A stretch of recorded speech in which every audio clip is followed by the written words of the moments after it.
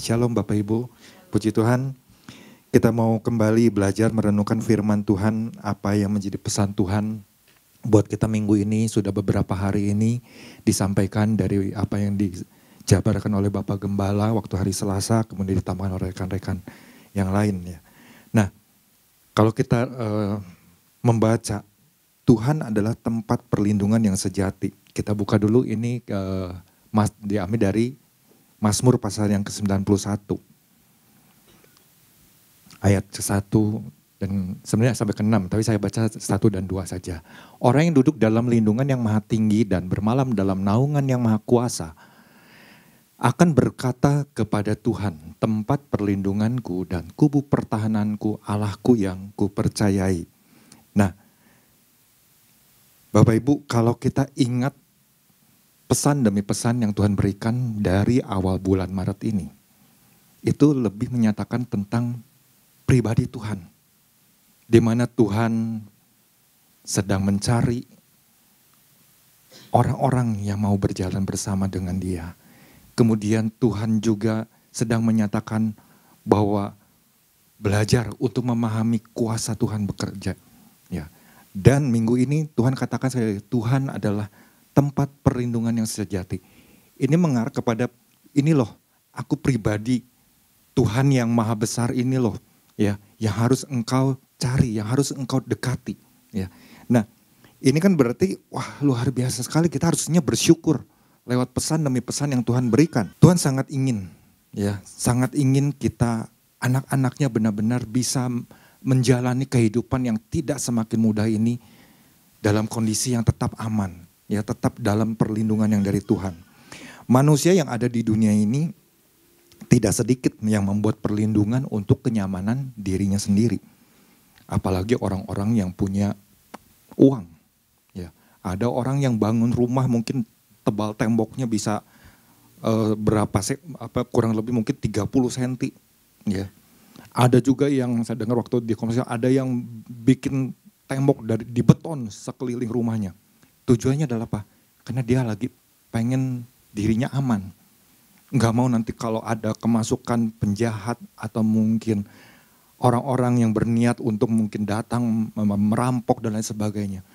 Begitu banyak orang cari yang namanya perlindungan, dibuat sedemikian rupa.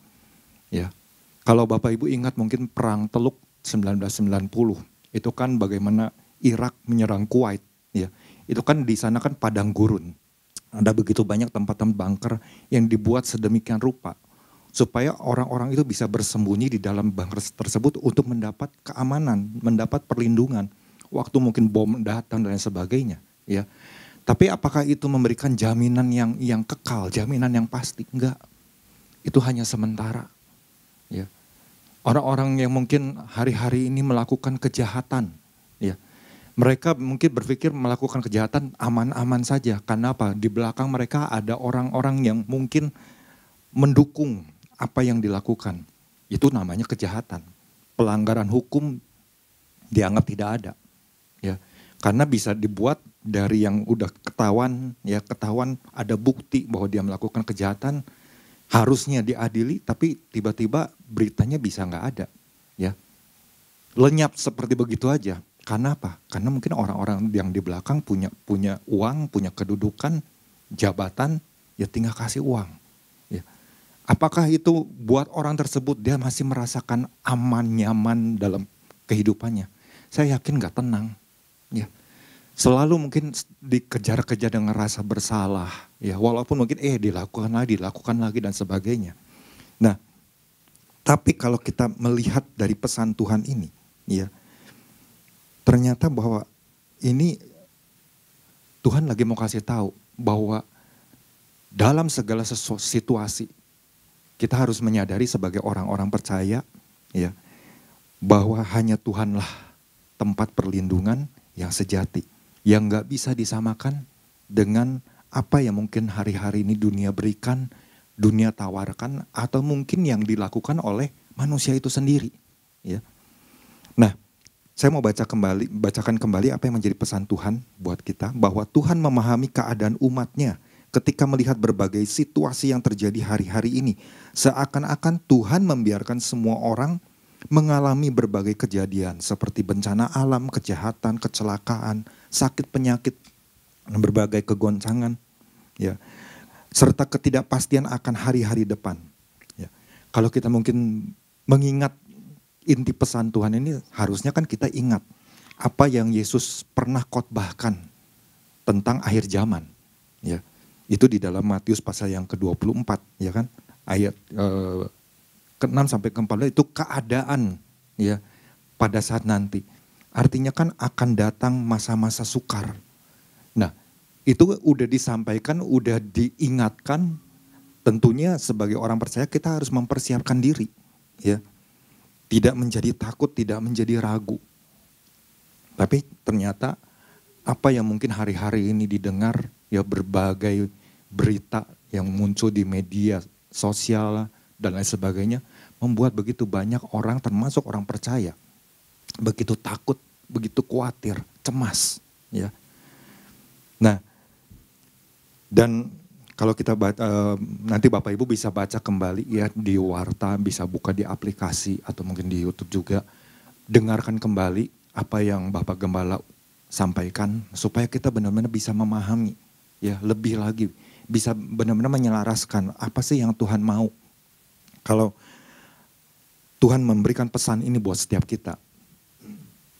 Nah, pagi hari ini saya mau bagikan satu hal saja, ya, tapi nanti di dalamnya ada poin-poin yang perlu kita untuk belajar memahami. Apa yang bisa kita renungkan bersama-sama, ya, mungkin bisa ini menjadi satu prinsip lagi yang bisa ditambahkan buat Bapak Ibu berkaitan dengan pesan Tuhan ini, ya, tentang janji perlindungan Tuhan, ya, supaya itu benar-benar bisa nyata dalam kehidupan kita. Yang dapat saya bagikan adalah benteng perlindungan Tuhan akan nyata, ya. Benteng perlindungan Tuhan akan nyata apabila kita terus mendekatkan diri senantiasa kepada Tuhan sebagai satu-satunya sumber perlindungan dan pertolongan kita. Ayatnya di mana? Kalau kita baca tadi ayat yang pertama dan kedua. Orang yang duduk dalam lindungan yang maha tinggi dan bermalam dalam naungan yang maha kuasa. Ini kan dikatakan bagaimana penulis, ya, yang diberikan adalah pribadi dari seorang, dilihat dari kisahnya atau mungkin perjalanan hidupnya, pengiringannya. Bisa jadi memang mengarah kepada pribadi Musa. Ya. Musa adalah kita tahu orang yang dekat dengan Tuhan. Ya. Orang yang bergaul dengan Tuhan. Ya. Sang intim dengan Tuhan. Bertatapan muka dengan muka. Ya. Ketika naik ke atas gunung. Itu luar biasa. Di mana Tuhan berkata, ya, menyampaikan 10 firman-Nya, hukum. Ya. Nah, ini kan bagaimana dikatakan, penulis ini katakan orang yang duduk dalam lindungan yang maha tinggi dan bermalam dalam naungan yang maha kuasa. Artinya kan orang ini tuh ada di mana kira-kira? Dekat dengan pribadi Tuhan. Akan berkata kepada Tuhan, tempat perlindunganku dan kubu pertahananku, Allahku yang kupercayai. Kemarin Bapak Gembala sudah jelaskan sebenarnya kunci dari Mazmur 91 ini adalah ayat yang ke-1 dan kedua.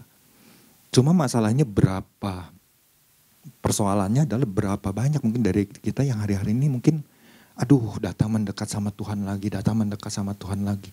Ada orang yang mungkin sudah mulai enggan, ya, karena mungkin pertolongan Tuhan itu enggak nyata. Pertolongan Tuhan itu kok kayaknya enggak cepat-cepat gitu, ya, enggak diterima seperti apa yang kadang-kadang diinginkan oleh hati manusia, ya. Tuhan nolongnya begini tapi aduh kok begini ya, aduh kok begitu ya. Ada begitu banyak keluhan sehingga orang ini, ya, mungkin orang percaya mulai berpikir cari cara apa ya yang bisa memberikan perlindungan buat saya, membuat saya aman, membuat saya tenang dan lain sebagainya. Ya, ada orang yang mungkin pergi healing, cari ketenangan, atau mungkin datang kepada orang-orang tertentu, atau mungkin cari hamba Tuhan dan lain sebagainya. Tapi tidak ada tempat yang lebih nyaman selain ada di dalam hadirat Tuhan. Kalau kita lihat perjalanan dari seorang Musa waktu dia lahir, dia udah langsung mendapat perlindungan. Sebenarnya Tuhan itu udah langsung memilih pribadi Musa. Waktu lahir, kemudian waktu bagaimana ancaman ya dari Raja Mesir untuk membunuh anak laki-laki, anak-anak sulung, orang-orang Israel. Itu bagaimana Musa udah langsung diberikan perlindungan, ya, ditemukan oleh sang ratu, kemudian dididik, diajar. 40 tahun ada di Mesir, kemudian dalam sebuah peristiwa akhirnya Musa pergi, lari ya dari Mesir. 40 tahun ada di padang gurun. Kita bisa melihat perjalanan Musa itu, wah, ada perlindungan-perlindungan Tuhan yang begitu nyata. Sampai akhirnya Tuhan memilih Musa, mengutus Musa pergi ke Mesir untuk membebaskan bangsa Israel. Nah, itu kan luar biasa sekali. Dan tentunya pribadi Musa dari sejak dia mungkin mulai bertumbuh, bisa berjalan, diajarkan untuk bagaimana mengenal pribadi Tuhan. Musa punya satu keputusan untuk datang mendekat senantiasa, hari lepas hari, ya. Dan menjadikan Tuhan itu benar-benar cuma satu-satunya sumber perlindungan dia dan pertolongan dia. Wah, ini luar biasa, ya. Kemarin Bapak Gembala sudah dijelaskan waktu bagaimana di hadapan ada laut Teberau, orang-orang bertindak, responnya mungkin udah salah, tapi respon Musa berbeda. Karena apa? Karena punya keterhubungan. Jadi bagaimana seorang Musa dia bisa naik ke atas gunung, bisa bercakap-cakap dengan Tuhan, ada dalam hadirat Tuhan. Itu kan sesuatu yang benar-benar harusnya kita sebagai orang-orang percaya di masa-masa sekarang ini. Kita pun punya akses untuk hal tersebut. Kita diberikan kemudahan ya untuk bisa datang kepada Tuhan. Dan kalau kita lihat apa yang sebenarnya Musa lakukan ini, ya. Kalau kita lihat mungkin riwayat dari seorang Musa. Ini kalau kita kemudian lompat ke ayat 14. Di situ dikatakan sungguh hatinya melekat kepadaku. Maka aku akan meluputkannya, aku akan membentenginya sebab ia mengenal namaku. Kalau Bapak Ibu baca lagi, ini kira-kira pernyataan dari siapa ya? Sungguh hatinya di sini, huruf kecil, melekat kepadaku, kunya huruf besar. Ini seperti Tuhan tuh lagi menilai satu pribadi orang percaya yang mau datang mendekat. Tuhan membuat sebuah pernyataan, hatinya melekat kepadaku. Wow, dahsyat sekali. Maka, di situ kan maka, inilah janji Tuhan, aku akan meluputkannya, aku akan membentenginya, sebab ia mengenal namaku. Artinya orang yang datang mendekat itu, kenapa dia bisa diluputkan, kenapa dia dibentengi oleh pribadi Tuhan yang maha kuasa, maha besar. Karena pribadi orang yang dekat sama Tuhan itu mengenal nama Tuhan.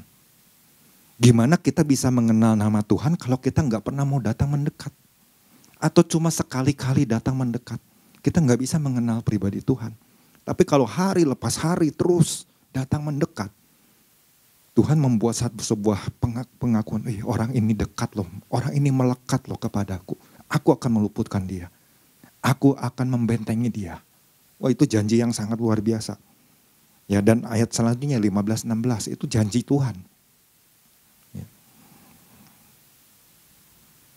Kita tahu di dalam Mazmur ada satu pribadi yang begitu dekat dengan pribadi Tuhan. Ya, semua tahu. Namanya Daud. Daud, kalau dia nggak pernah mengalami satu kedekatan dengan Tuhan, nggak mungkin dia bisa menulis perkataan ini. Ya, kalau kita perhatikan di Mazmur pasal yang ke-61, ayat 1 sampai ke 4.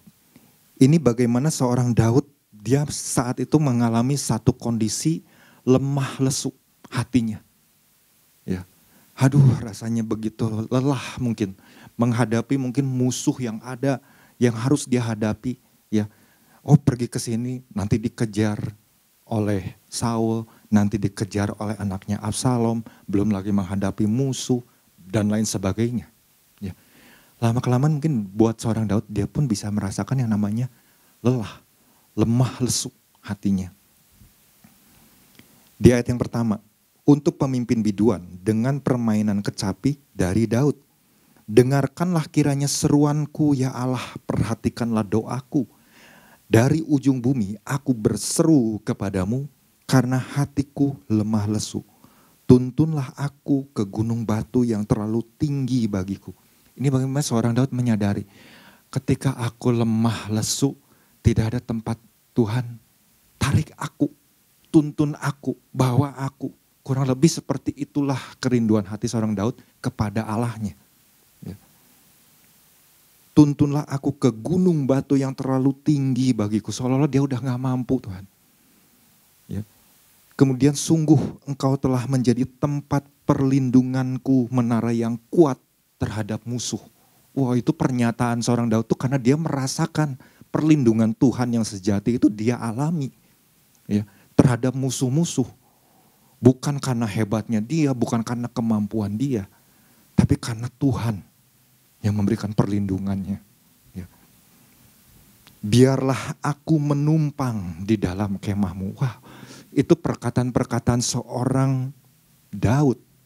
Bagaimana dia melihat pribadi Tuhan itu begitu penting buat hidupnya. Dia sadar kalau dia jauh dari Tuhan habislah. Ya. Dia gak mungkin bisa menjalani kehidupan yang begitu sulit.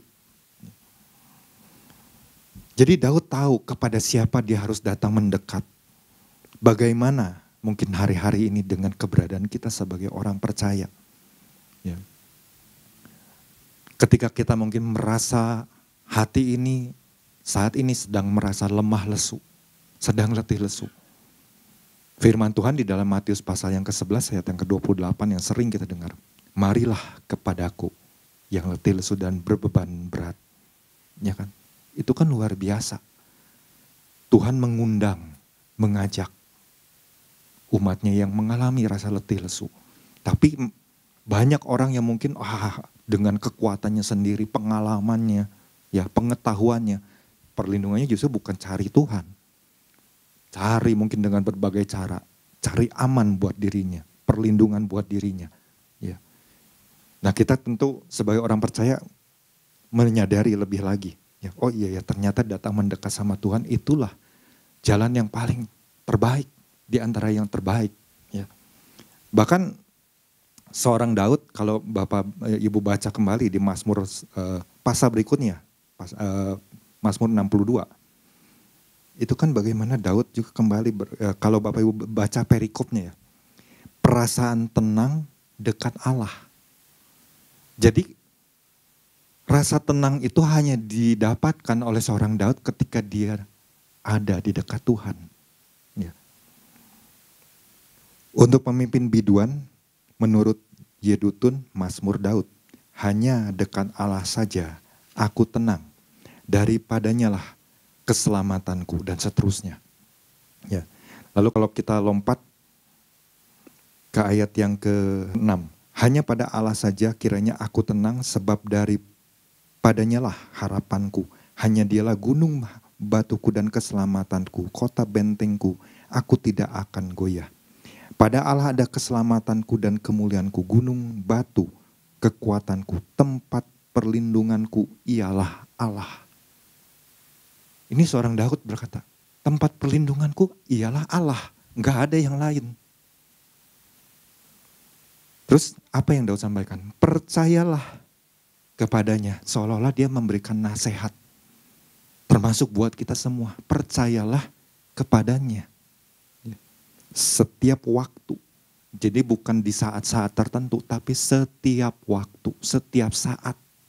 Percaya kepada Tuhan. Berapa banyak mungkin hari-hari ini orang percaya mulai meragukan pribadi Tuhan. Keberadaan Tuhan, janji-janji Tuhan. Tapi saya percaya, buat kita yang sering setiap pagi bisa meluangkan waktu datang. Kita semakin tahu, oh iya, saya harus terus punya rasa percaya, membangun iman saya. Tetap percaya kepada pribadi Tuhan. Ya. Percayalah kepadanya setiap waktu, hai umat. Ya. Curahkanlah isi hatimu di hadapannya. Itu yang Daud ajarkan, curahkan isi hati kita. Apa yang menjadi kesulitan kita, apa yang menjadi masalah yang sedang kita hadapi, apa yang menjadi ketakutan, kekhawatiran kita. Atau mungkin ketika kita mengalami sakit, curahkan isi hatimu kepada Tuhan. Allah ialah tempat perlindungan kita.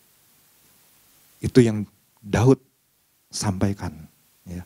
Jadi ini luar biasa sekali. Ya.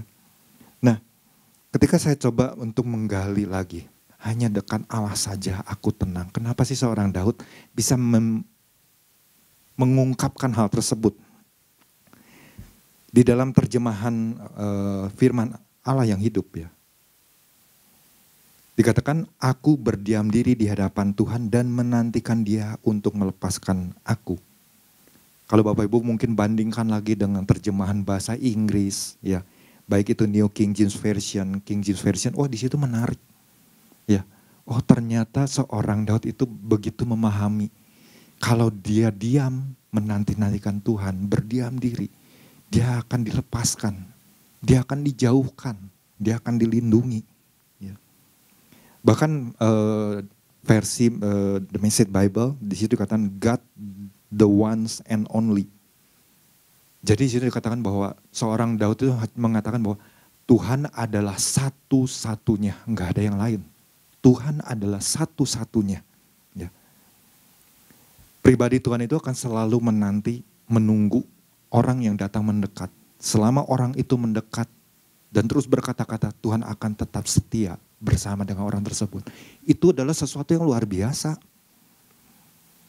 Kalau mungkin kita sebagai manusia ketemu sama orang, wah orang itu ngobrol panjang lebar, kadang-kadang kita ada titik jenuhnya. Aduh lama amat sih orang ini ngomong, udah diulang lagi. Tapi buat pribadi Tuhan nggak ada tuh.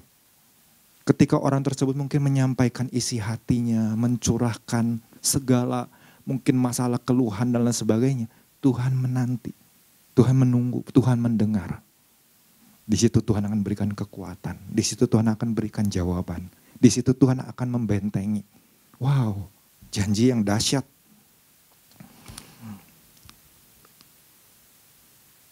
Tapi di sini kalau kita lihat dalam terjemahan bahasa Inggrisnya, di situ kalau dalam versi King James Version, truly my soul waited upon God. Kata waited ini dalam bahasa aslinya itu dumiyah, ya, dalam bahasa Inggrisnya silence, still waiting. Jadi tetap menantikan pribadi Tuhan, tetap berdiam di hadapan Tuhan. Jadi ini begitu luar biasa, ya. Bahkan di situ kan my soul, artinya jiwa, ya, jiwa kita ini lagi menanti, ya, sungguh jiwaku, truly my soul. Ya. Ini kalau direnungkan lebih lagi, iya, ternyata begitu dahsyat. Ya. Kenapa Tuhan sampai menyampaikan Tuhan adalah tempat perlindungan yang sejati? Karena manusia membutuhkan. Ya. Jiwanya itu membutuhkan yang namanya ketenangan. Makanya di Matius pasal yang ke-11 ayat yang ke-29 kan dikatakan di bagian akhirnya, jiwamu akan mendapat ketenangan. Kalau orang-orang yang mau datang kepada Tuhan, jiwa kita yang datang mendekat akan dapat ketenangan. Nah, kalau jiwa ini selalu gelisah, punya kepahitan, punya mungkin dendam, iri hati, ya, mungkin kesombongan dan sebagainya yang kemarin sudah dijelaskan benteng-benteng itu, gimana kita bisa mendapat yang namanya ketenangan? Mungkin selalu terus dalam tekanan, depresi. Sehingga orang tersebut kalau enggak menemukan jawaban, ya mungkin bisa bunuh diri dan lain sebagainya. Atau cari jalan yang lain, ya, yang enggak sesuai dengan kebenaran. Tapi kalau orang yang datang sama Tuhan, jiwanya itu dikatakan Tuhan akan kasih ketenangan. Ini beda sekali. Ya. Jadi saya sedikit mempelajari tentang jiwa manusia itu berbeda dari hati dan pikiran. Jiwa manusia diciptakan oleh Allah. Ya. Nah, dalam Alkitab kata jiwa ini menggunakan kata nefes. Ya. Merujuk kepada kehidupan fisik, emosi, keinginan, serta diri sendiri yang membedakan antara individu yang satu dengan individu yang lain. Dan dari kata nefes ini kan, nefes kita kan jadi semakin mengerti. Oh, dari kata nefes inilah muncul kata nafas. Ketika Tuhan menciptakan manusia, kita kan tahu bagaimana Tuhan menghembuskan nafasnya. Ketika nafas Tuhan diberikan kepada manusia, itulah manusia itu menjadi sosok makhluk hidup. Ada jiwa. Ya. Jiwa inilah yang seharusnya terus kita datang melekat. Kan kita sering kali belajar tentang roh, jiwa, dan tubuh. Nah, jiwa ini mau melekatnya kemana? Kalau kepada tubuh ya tentang ke daging. Kalau kepada jiwa, kepada roh, tentu kita semakin dekat dengan Tuhan. Kita semakin kuat roh kita. Ya, enggak takut lagi menghadapi segala kondisi. Jadi intinya gini, intinya ketika kita mau mendekat kepada Tuhan, pasti jiwa kita akan mendapat ketenangan. Dan itu dibutuhkan oleh setiap manusia, apalagi kita sebagai orang percaya. Ya, yang sudah diberikan akses yang khusus untuk datang kepada Tuhan. Nah, mungkin kita sebagai orang percaya bertanya kembali, perlindungan Tuhan itu yang gimana sih? Ya. Kadang mungkin orang percaya ingin tahu seperti apa sih yang namanya perlindungan yang dari Tuhan itu. Ya. Nah, ada beberapa jenis perlindungan yang Tuhan berikan, Tuhan janjikan buat siapa? Khusus buat umatnya. Orang-orang yang ada di dalam Tuhan. Beda dengan orang-orang yang tidak mengenal Tuhan. Dan itu kan luar biasa. Jenis perlindungan yang Tuhan berikan yang pertama, Tuhan memberikan naungan yang nyata atas umatnya. Wow, naungan yang seperti apa?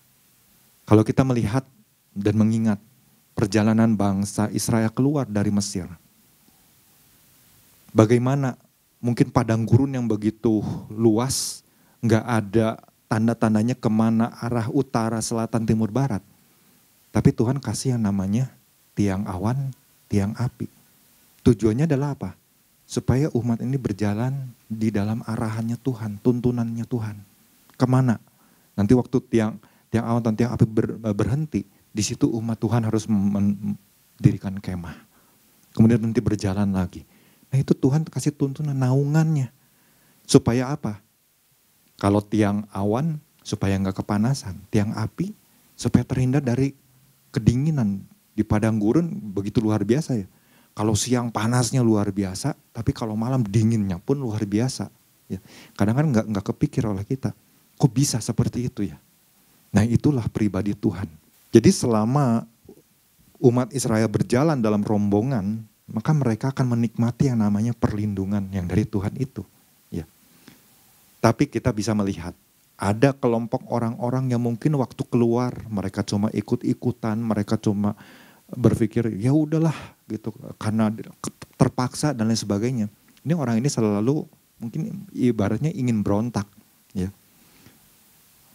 Kelompok dari Bani Korah, Datan dan Abiram beserta 250 orang. Kita tahu waktu mereka memberontak terhadap Musa, mereka nggak mendapatkan perlindungan. Justru mereka masuk ke dalam tanah yang terbelah, ditelan oleh bumi, hilang. Gak ada lagi perlindungan. Karena apa? Karena memberontak. Nah, situasi saat sekarang, di zaman sekarang ini, ya, kan kita sebagai umat Tuhan, kita gak bisa melihat yang namanya, tiang awan, tiang api yang bisa kita lihat dengan mata. Ya. Tapi bagaimana kita bisa melihat perlindungan Tuhan itu? Adalah ketika kita sebagai umat Tuhan, sepanjang diri kita ada di dalam perlindungan atau coveringnya suatu penggembalaan. Artinya kita ditanam di dalam sebuah gereja. Di situ kita dapat covering, dapat perlindungan. Ada di bawah tuntunan bimbingan dari gembala. Tapi kalau kita berpindah ke sana, berpindah ke sini, itu coveringnya nggak jelas. Ya. Tapi kalau kita ada di dalam sebuah penggembalaan, kita akan digembalakan. Bapak gembala, ibu gembala akan mendoakan ya domba-dombanya. Kita dapat perlindungan. Itu luar biasa. Ya. Yang kedua, bagaimana perlindungan apa lagi yang Tuhan janjikan, yang Tuhan berikan bagi umatnya? Yang seperti apa? Perlindungan yang kedua adalah bagaimana Tuhan mengalahkan musuh dari umatnya. Wow, kita ingat bagaimana Daud waktu dia melawan Goliat. Perlindungan yang dari Tuhan, waktu Daud dia bisa mengalahkan singa ya dan beruang, itu aja udah nyata perlindungan yang dari Tuhan. Kita bisa bayangkan kan, kalau misalnya kita berhadapan nih saat ini dengan yang namanya singa, kira-kira apa yang kita hadapi? Yang harus kita lakukan? Larikah? Ataukah kita bisa seperti seorang Daud, maju menyerang? Ya, ini kan luar biasa sekali bagaimana seorang Daud dia kejar ya yang namanya singa beruang. Jadi ini bisa kita lihat bagaimana pertempuran dari seorang Daud dan juga bangsa Israel waktu mengalahkan Goliat.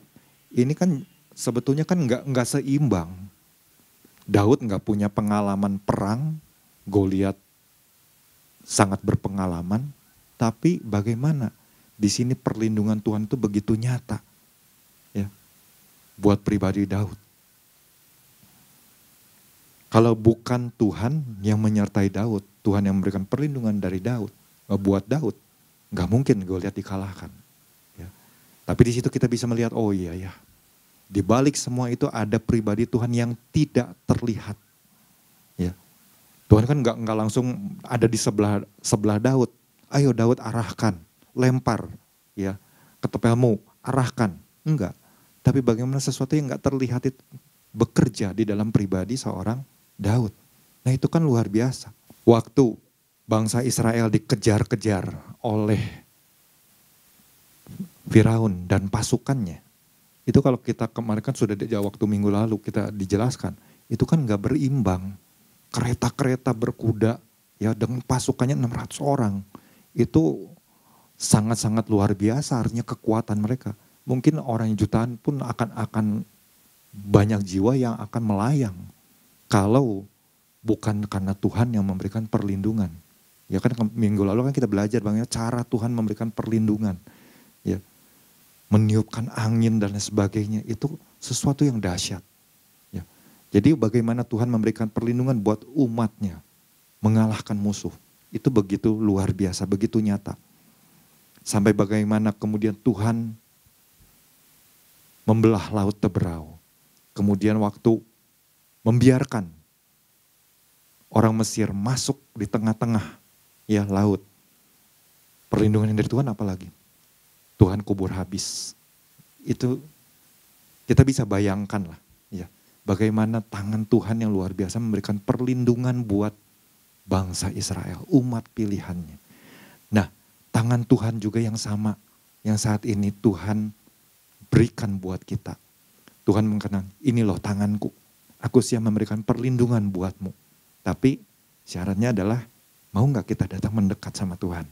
Itu kan begitu mudahnya kalau kita berpikir, iya ya, mungkin selama ini rasanya malas untuk datang dekat sama Tuhan. Tapi mari kita menyadari, oh iya, gak ada cara lain selain kita harus terus memaksakan diri kita datang mendekat sama Tuhan. Saya waktu tinggal saya merasakan ada satu tekanan yang kadang-kadang bisa membuat saya pun malas untuk datang sama Tuhan.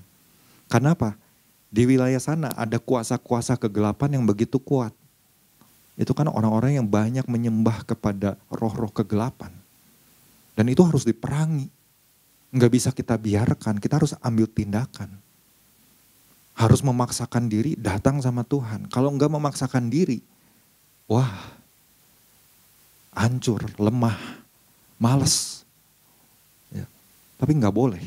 Kita sebagai anak-anak Tuhan ketika kita sadar, aduh kok begini ya. Justru seperti seorang Daud. Yang waktu lemah, lesu hatinya, dia memilih, Tuhan tuntun aku untuk naik ke gunungmu yang terlalu tinggi bagiku.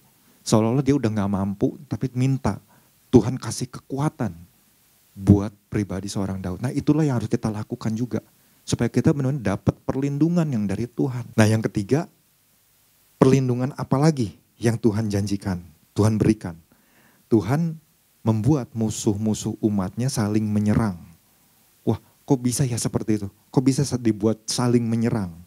Atau ada yang menghentikan laju serangan musuh. Ya. Waktu Raja Yosafat diserang oleh Moab, Amon, Meunim. Bagaimana Raja Yosafat bisa mengalahkan, ya, mengarahkan matanya, ya, hanya kepada pribadi Tuhan. Mata dari seorang Raja Yosafat ketika dia, waduh, musuh di depan sana. Yang dia lakukan, dia datang kepada Tuhan. Mengarahkan matanya tertuju hanya kepada Tuhan. Ya. Memuji Tuhan, berdoa, dan apa yang terjadi. Ya. Waktu Bani Amon dan Moab berdiri menentang penduduk pegunungan Seir, hendak menumpas, hendak memunahkan bangsa Israel. Tapi bagaimana kemudian segera sesudah itu mereka membinasakan justru. Kebalikannya membinasakan penduduk Seir. Saling bunuh-membunuh. Ini cara Tuhan itu kalau kita pikir, kok bisa ya seperti itu? Lah, karena memang ada satu pribadi yang mau datang dekat kepada Tuhan. Tuhan kasih jalan keluar. Tuhan kasih, ya, kemenangan. Kita tahu pribadi seorang Daud, bagaimana ketika mengalahkan, gue lihat sampai muncul pujian, Daud mengalahkan beribu-ribu. Tapi Saul mengalahkan, ya, sedikit. Ya. Itu kan membuat hati Saul panas. Yang membuat hati Saul iri. Membuat hati Saul akhirnya benci. Saul kejar-kejar yang namanya Daud.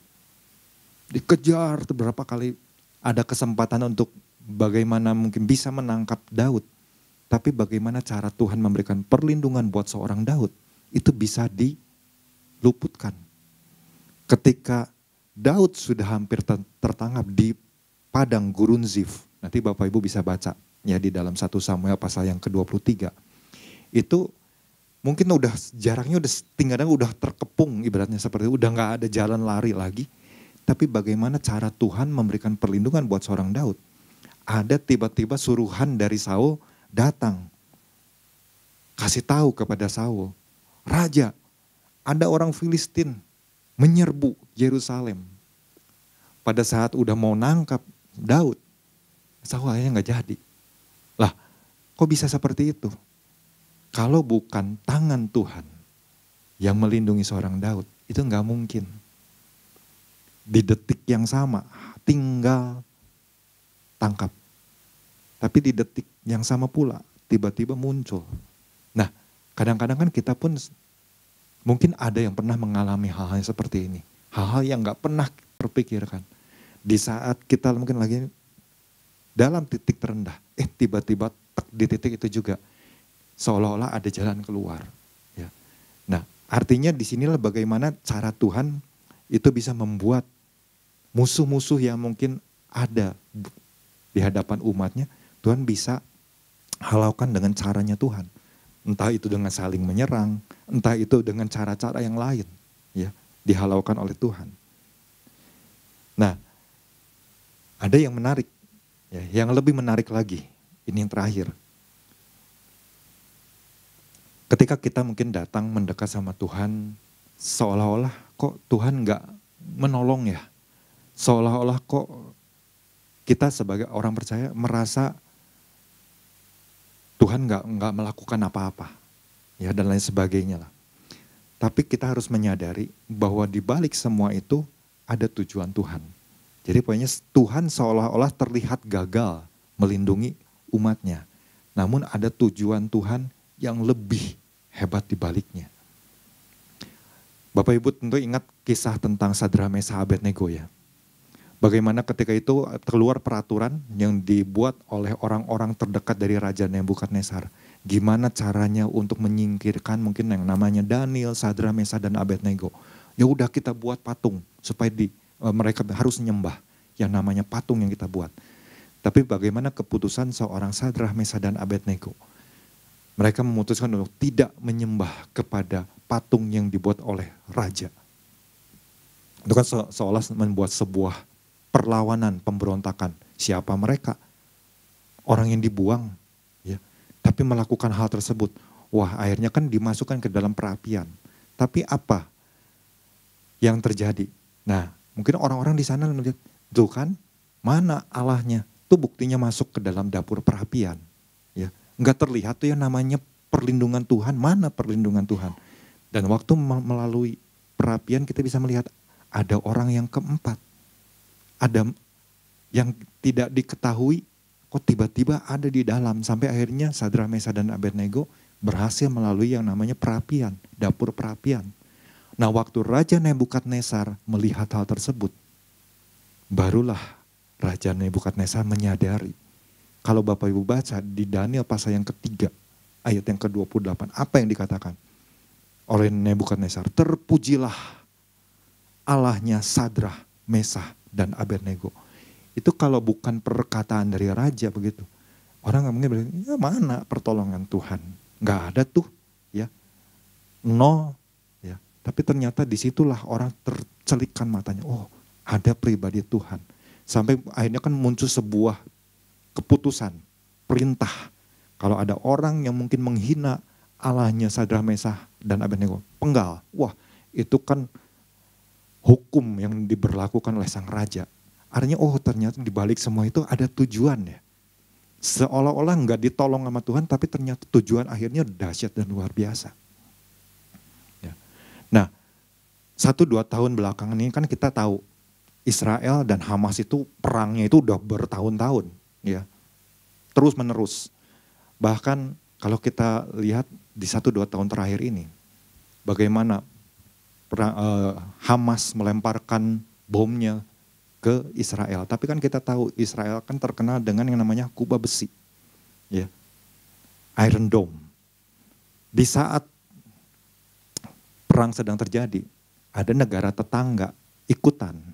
Karena mungkin nggak suka dengan namanya Israel, Lebanon. Melemparkan juga ya bom ke Israel.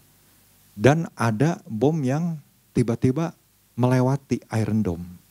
Mungkin kita berpikir, wah kalau gitu meledak dong. Ya. Ternyata hal yang benar-benar di luar nalar kita sebagai manusia.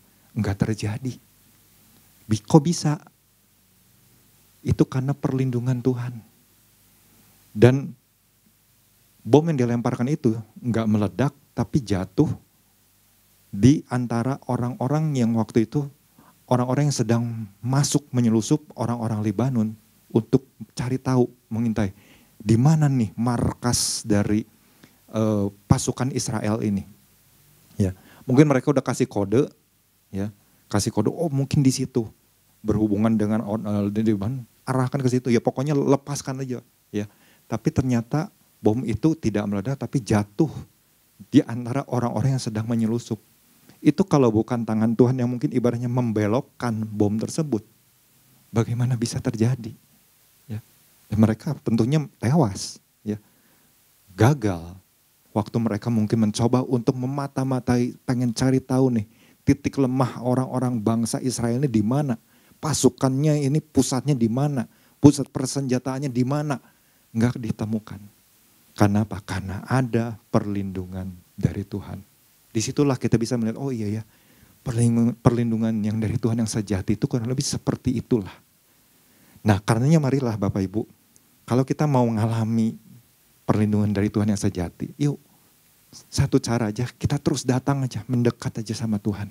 Ya, curahkan isi hatimu kepada Tuhan, sampaikan terus, ya, cari, kenal nama Tuhan, pahami isi hati Tuhan. Tuhan Yesus memberkati.